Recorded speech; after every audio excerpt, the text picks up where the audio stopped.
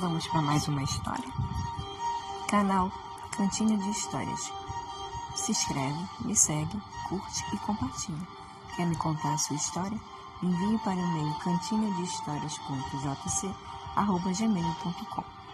E o relato de hoje é Janelas Abertas. Meu nome é Jorge. Isso aconteceu quando eu tinha 12 anos. Minha família morava em uma cidade e meus avós paternos em outra. Um belo dia, meu pai disse que nos mudaríamos para a casa dos meus avós, pois eles estavam velhos e minha avó muito doente, e eles estavam precisando de nós. Meu pai foi logo, enquanto a minha mãe providenciava tudo para que fôssemos em seguida. Mas, infelizmente, quando nós conseguimos nos mudar, minha avó já havia falecido. Meu avô, muito abalado, estava precisando do apoio da família. Eu nunca soube ao certo o que tinha acontecido, até nos mudarmos para aquela casa. Na primeira noite, não percebemos nada. Talvez por causa do cansaço da viagem. Adormeci e só acordei no dia seguinte. Meus irmãos também dormiram pesado. Nos dias que se seguiram, não notamos assim nada de anormal. Até que uma noite eu escutei barulhos. E levantei para olhar. E, para minha surpresa, a casa estava toda aberta. Portas e janelas. Era madrugada, umas 3:30 da manhã. Olhei e não havia ninguém. A casa dos meus avós era um casarão antigo. Então, de certa forma, era um lugar assustador. Fui no quarto dos meus pais chamá-los. Eles vieram e fecharam tudo. Disseram que estava tudo bem e que eu deveria voltar a dormir. E assim eu fiz. Não falei nada para os meus irmãos e meus pais também, não. Mas depois desse dia, parece que já era automático. Eu acordava exatamente às 3:30 da manhã. E quando eu olhava pela casa, estava tudo aberto, portas e janelas.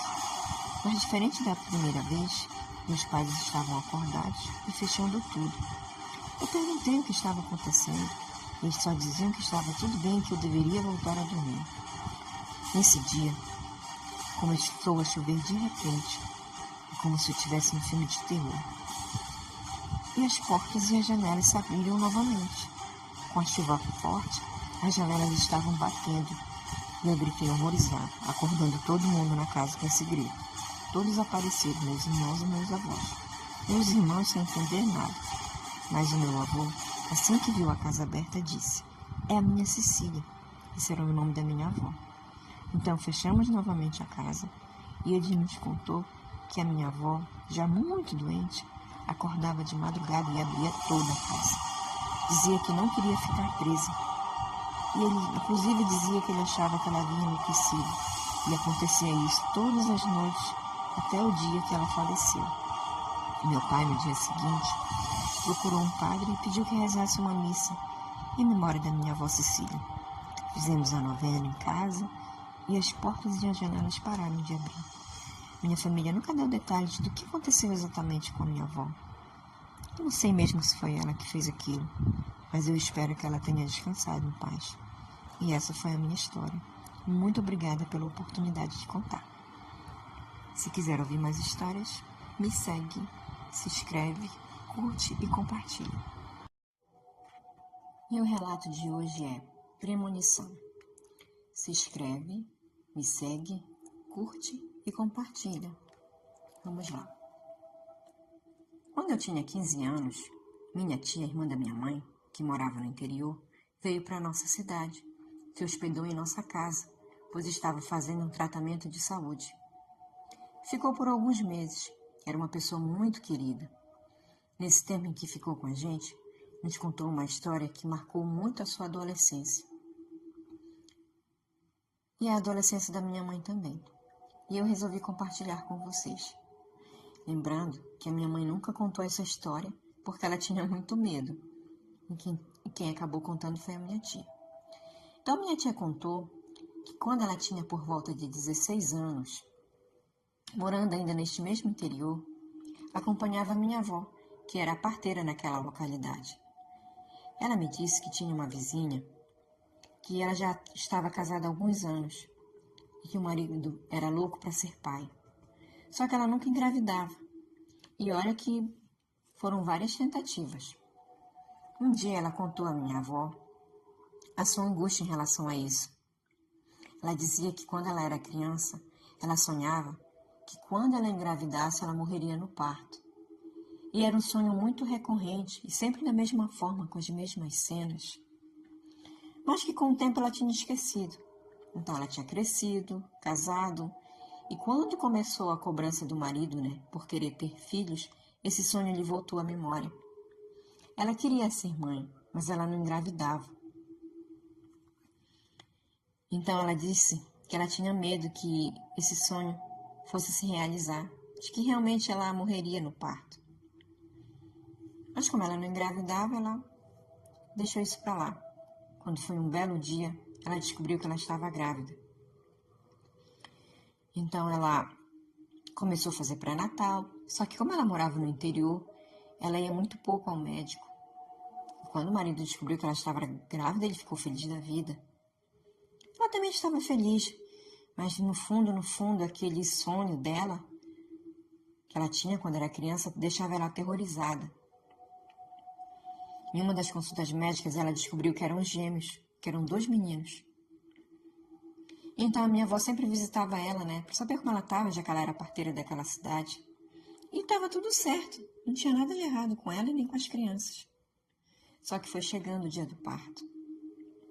E conforme o dia do parto ia chegando, ela ia ficando mais angustiada. E ficou falando sobre o sonho, lembrando, e disse a minha avó, que ela já tinha até procurado um homem que fabricava caixões ali perto. E deu o contato do homem para minha avó, dizendo que caso o pior ocorresse, para ela procurar esse homem que ele fabricaria o caixão do jeito que ela queria. Ela dizia que se ela morresse no parto, queria ser enterrada com os filhos, porque no sonho dela, morria ela e os filhos. Minha avó dizia que para ela esquecer isso, para ela confiar em Deus, que Deus é quem sabe do futuro. Enfim, chegou o dia do parto. Ela começou a entrar em trabalho de parto ainda de madrugada. Minha avó foi para lá e começou a ajudar. Foi bem difícil. A primeira criança nasceu e morreu em seguida.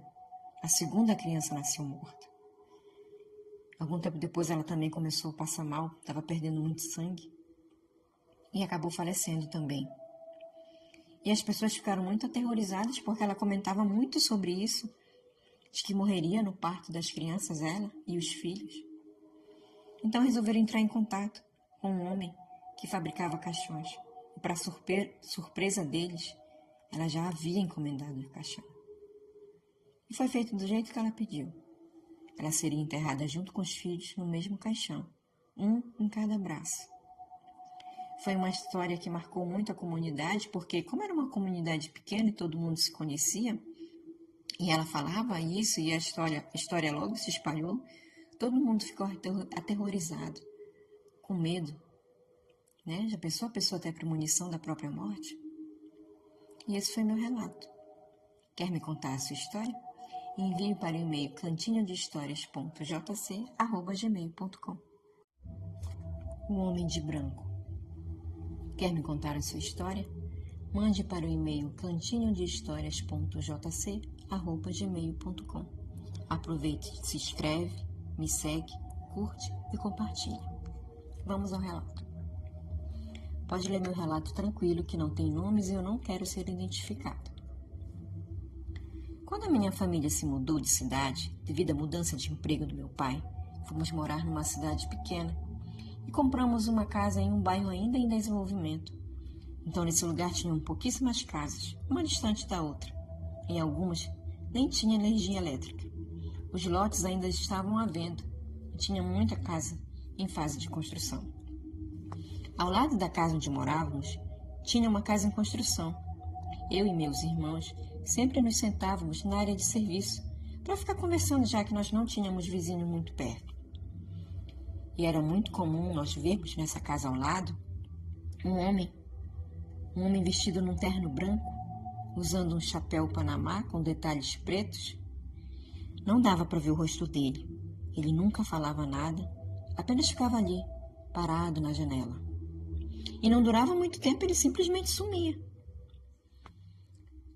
Algum tempo depois, essa casa ficou pronta e a família se mudou para lá. E como não era morado, nós acabávamos escutando as coisas que aconteciam ali. E aconteciam muitas brigas. Brigas assim horríveis. Um belo dia, a nossa vizinha entrou em casa pela porta da cozinha, desesperada, pedindo ajuda, dizendo que o marido queria fazer coisas ruins com ela. E nós a escondemos, claro, né? Resolvemos ajudar. Então, em seguida, ele também entrou, procurando por ela, querendo saber dela. Nós mentimos, dissemos que ela não estava lá e pedimos para que ele saísse.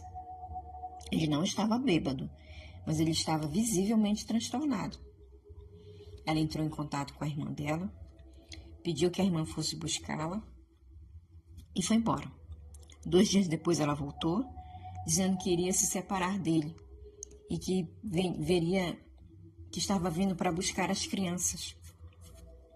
E acabou confidenciando de que, depois que eles se mudaram para aquela casa, as coisas haviam mudado bastante. Ele tinha ficado agressivo, as crianças também mudaram de comportamento, e o mais incrível ainda é que essas coisas só aconteciam na cozinha. É justamente onde nós víamos um homem na janela. Ela coloca a culpa na casa. Não sabemos se foi realmente por causa da casa. Mas enfim, eles se separaram, ele casou novamente e mudou, e nós nunca mais vimos nada. Gostou do relato? Mande sua história para o cantinhodehistórias.jc@gmail.com. Um cachorro de rua me salvou. Quem nos conta esse relato é a Lívia. E ela diz assim: eu me chamo Lívia, e esse fato ocorreu quando eu estava na faculdade. A faculdade que eu estudava na época ficava perto da minha casa. Eu levava 20 minutos a pé até lá. Como era perto, era tranquilo. Eu saía por volta de 10h30 da noite. E no meu caminho até lá, em frente a uma casa, tinha um comedouro para cachorro de rua. E sempre que eu podia, eu colocava uma ração por ali, porque tinha um cachorrinho preto que vivia por lá e ele sempre ficava alegre quando ele me via. Então, nós éramos conhecidos já. Pois bem, nesse dia minha faculdade liberou os alunos mais cedo, pois tinha acabado a energia elétrica.